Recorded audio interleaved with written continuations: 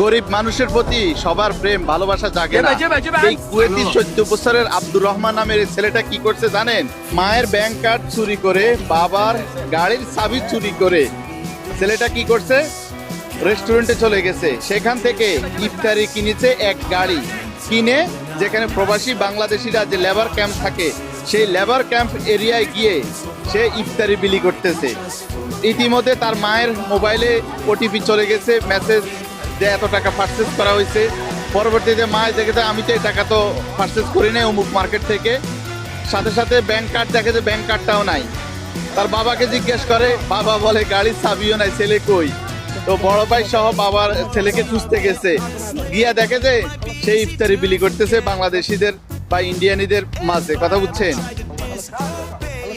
এই কাজ করার সাথে সাথে তো তার ভাইয়েরা ভিডিও করছে, তার ভাইয়েরা প্রথম অবস্থা রাগ করছে, বাবা রাগ করছে। পরবর্তীতে দেখে যে না, ছেলে মানে এক ঘোড়া হয়ে গেছে, মানে সে এটা বিলি করবে।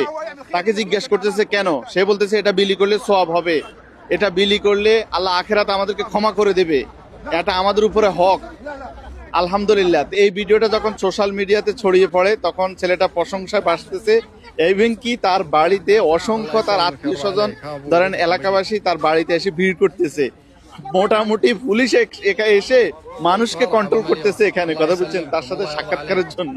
চিন্তা করেন, সে এখন পুরাই ভাইরাল হয়ে গেছে। 14 বছরের আব্দুর রহমান এই ছেলেটি, মাশাআল্লাহ সুবহানাল্লাহ। তার এই বয়সে তার চিন্তা ধারণা এটা। তাকে জিজ্ঞেস করা হয়েছে যে তুমি এই কাজটা কেন করলা? তখন সে বলতেছে আমি ভিডিওতে দেখেছি মানুষ কতটা অনাহারে থাকে, মানুষ কতটা আর্তনাতে থাকে, মানুষ কতটা খাদ্যদ্রব্যের অভাবের মধ্যে থাকে। আলহামদুলিল্লাহ। ইতিমধ্যে তার কাছ থেকে কয়েকটা ইন্টারভিউ পর্যন্ত নেওয়া হয়েছে। সুবহানাল্লাহ। তো এই গরিবের প্রতি প্রেম ভালোবাসা এটা সবার জাগে না। যাদের জাগে তাদের জন্য আপনারা সবসময় দোয়া করবেন, আল্লাহ যেন তাদেরকে বাঁচিয়ে রাখে। তাদের কারণেই বিশ্ব মানবতা এখন পর্যন্ত টিকে আছে। মানুষ মানুষের প্রতি দয়া মায়া এখন পর্যন্ত আছে, না হয় এটাও থাকতো না।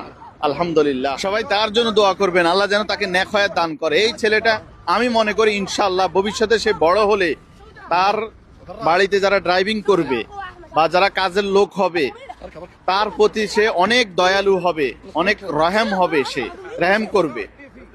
কারণ তার ভিতরে দয়া মায়াটা ঢুকছে, এটা সবার ভিতরে ঢুকে না।